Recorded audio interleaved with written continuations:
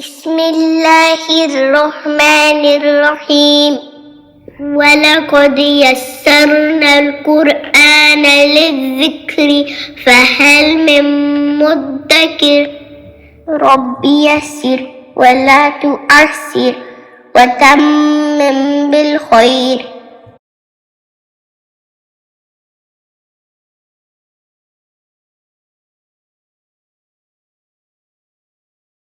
یا شد اور واو شد کو بھی اگر آپ کھول کے دیکھیں تو اس میں بھی آپ کو پہلی والی یا پہ سکون اور دوسری والی یا پہ حرکت ہی نظر آئے گی. تو اس میں اگر آپ دیکھیں اکثر لوگ کیا کرتے ہیں کہ وہ اس سکون والے حصے کو مس کر جاتے ہیں. تو اس کو آپ نے نا مائنڈ میں اپنے رکھنا ہے جب بھی آپ یا شد یا واو شد کے الفاظ ادا کریں.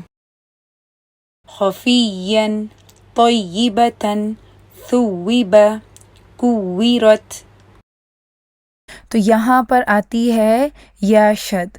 اب اس کا آپ نے خاص خیال رکھنا ہے کہ اس میں آپ لوگ جو ہیں اس کو کی آواز نہ آئے، یعنی کہ وہ آپ نا بیسیکلی زبان کے جو مڈ ہے نا جدھر سے یا ادا ہوتی ہے وہ آپ کی اوپر ٹچ ہونا شروع ہو جاتی ہے، اور وہ ہم کانشیس ہو جاتے ہیں، ہم یا شد پڑھنا چاہ رہے ہوتے ہیں تو ہم اس طرح سے پڑھتے ہیں ایانا ایانا ایانا.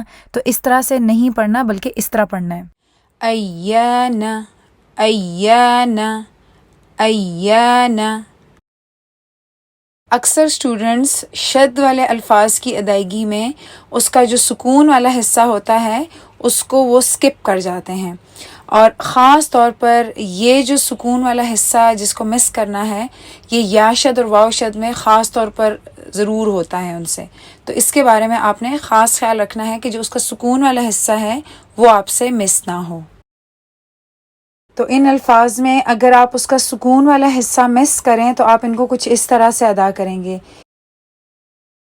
ایاک زکریا کویرت کویرت.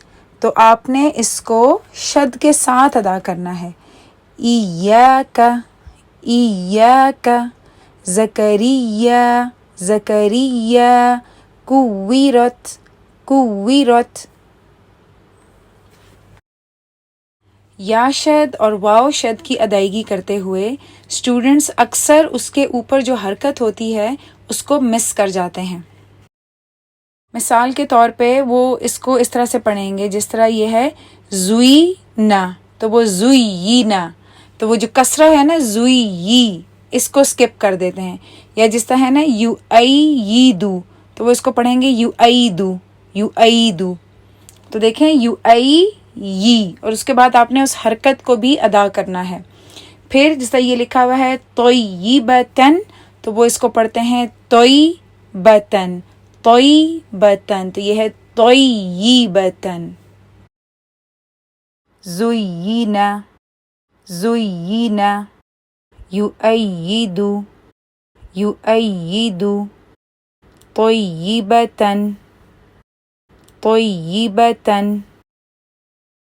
جیسا کہ آپ لوگ جانتے ہیں کہ واو کا مخرج جو ہے وہ دونوں ہونٹوں کو اچھی طرح گول کر کے پھر اس کی ادائیگی ہوتی ہے.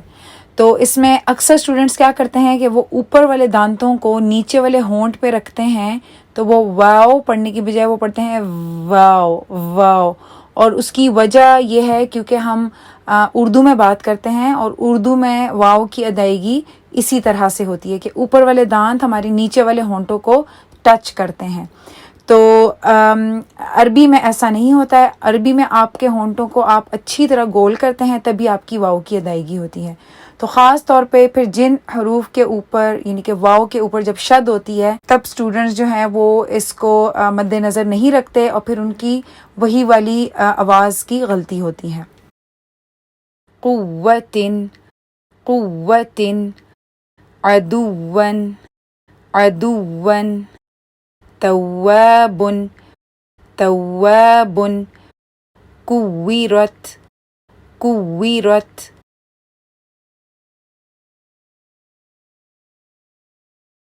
اب آپ سیکھیں گے نون شد اور میم شد. ایک صفت ہوتی ہے اس کا نام ہوتا ہے غنہ. غنہ جو ہے وہ نون اور میم کا لازمی حصہ ہے. غنّے کے بغیر نون اور میم کی ادائیگی ممکن نہیں ہے. اب اگر یہاں پہ آپ دیکھیں تو اس میں بھی وہی جو شد کا آپ نے سیکھا ہے، یہاں پہ نون شد اور میم شد میں ان کے دو حروف ہیں اور ایک کے اوپر سکون ہے اور دوسری کے اوپر حرکت ہوتی ہے. جب بھی آپ کو نون شد یا میم شد نظر آئے تو اس کے اوپر آپ نے غنّہ کرنا ہے اور غنّہ ہمیشہ 2 کاؤنٹس کا ہوتا ہے.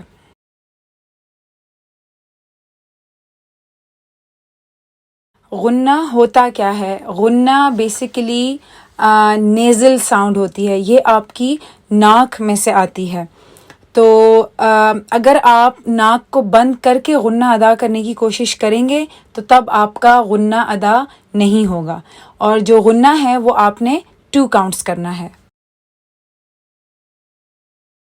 اس سلائیڈ پر آپ کو نون اور میم کا مخرج نظر آ رہا ہوگا. اس میں اگر آپ دیکھیں تو میم کے لیے تو ہمارے دونوں ہونٹ مل رہے ہیں اور نون کے لیے زبان اپنے مخرج پہ جا رہی ہے، لیکن ساتھ ساتھ جو آواز ہے وہ دیکھیں ناک میں سے بھی آ رہی ہے. اگر آپ لوگ ناک کو بند کر کے نون کہنے کی کوشش کریں یا میم کہنے کی کوشش کریں تو آپ اس کو ادا نہیں کر سکیں گے. اسی طرح اگر آپ غنّہ کرنے کی کوشش کریں، غنّہ تو ویسے بھی نون اور میم کی ادائیگی میں بھی ہوتا ہی ہے، لیکن یہ کہ جب آپ وہ 2 کاؤنٹس اس کو دیں، جس طرح ان مم ام، تو یہ آپ نہیں کر سکیں گے اگر آپ اپنی ناک کو پکڑ لیں، یعنی کہ بند کر دیں اس کے دونوں نوسٹرلز کو. تو اس سے بھی پتہ چلتا ہے کہ جو نون اور میم کا جو مخرج ہے اس میں ناک بھی شامل ہے.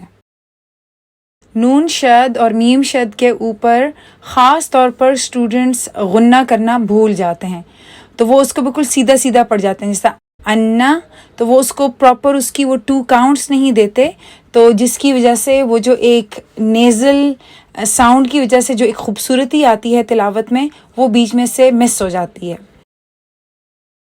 اسی طرح کچھ اسٹوڈنٹس نون شد اور میم شد پہ اتنی زیادہ توجہ دیتے ہیں کہ اس کی جو اپنی اس حرف کی جو حرکت ہوتی ہے تو وہ اس کے اوپر دھیان نہیں دیتے. تو اگر وہ 1 کاؤنٹ ہے تو وہ اس کو 2 کاؤنٹ پڑھ جاتے ہیں، یا اگر وہ 2 کاؤنٹ ہے تو اس کو 1 کاؤنٹ پڑھ لیتے ہیں. تو آپ نے اس کا خیال رکھنا ہے کہ اس حرف کی اپنی حرکت کیا ہے، وہ 2 کاؤنٹس ہے یا 1 کاؤنٹ ہے، تو اس کے مطابق آپ نے پڑھنا ہے. پہلی لائن میں نے 2 جو مثالیں ہیں ان کو میں نے انڈر لائن کیا ہوا ہے. پہلی مثال کو اگر آپ دیکھیں تو یہاں پہ نون شد ہے جس کے اوپر آپ لوگ 2 کاؤنٹس غنّہ کریں گے، اور اس کے بعد یہاں پر صرف نون فتح ہے، یعنی اس کو آپ نے نون فتح کو صرف 1 کاؤنٹ پڑھنا ہے. جبکہ اسی لائن میں جو آخری والی مثال ہے اس کے اندر بھی نون شد ہے، لیکن نون شد کے بعد آپ کو نون فتح کے بعد آپ کو ایک ایمٹی الف بھی نظر آ رہی ہوگی. اس کا مطلب ہے کہ آپ نے اس کو صرف نون فتح نہیں پڑھنا بلکہ آپ نے اس کو نون فتح الف پڑھنا ہے. یہاں پہ مد اصلی بھی موجود ہے.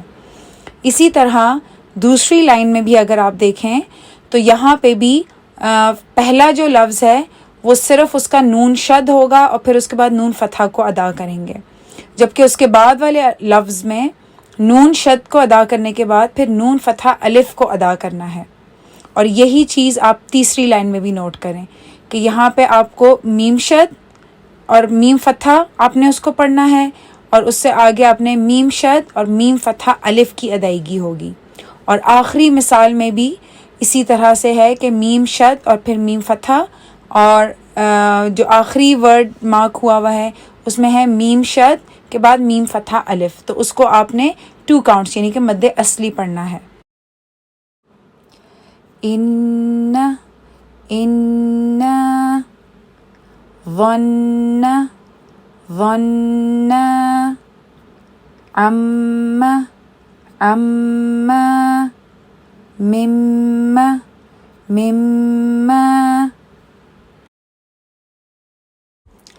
میں نے ان 2 الفاظ میں بہت سے اسٹوڈنٹس کو غلطی کرتے ہوئے سنا ہے، کیونکہ یہ لگ ایسا ہی رہا ہے شاید ایک ہی جیسے پڑھے جاتے ہوں گے، لیکن ان میں اگر آپ دیکھیں تو ایک لفظ میں نون کے اوپر صرف فتح ہے شد کے ساتھ، اور دوسرے لفظ میں نون شد کے ساتھ ساتھ ایک الف صغیرہ بھی بنی ہوئی ہے، تو اس کا مطلب یہ ہے کہ اس کی کاؤنٹ جو ہے وہ مختلف ہو جائے گی. پھر جنتن، جناتن،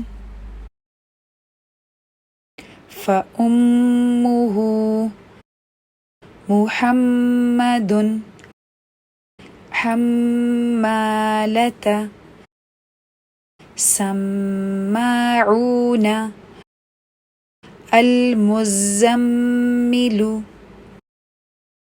بجہنم، والناشطات، والنازعات. ربنا تقبل منا إنك أنت السميع العليم.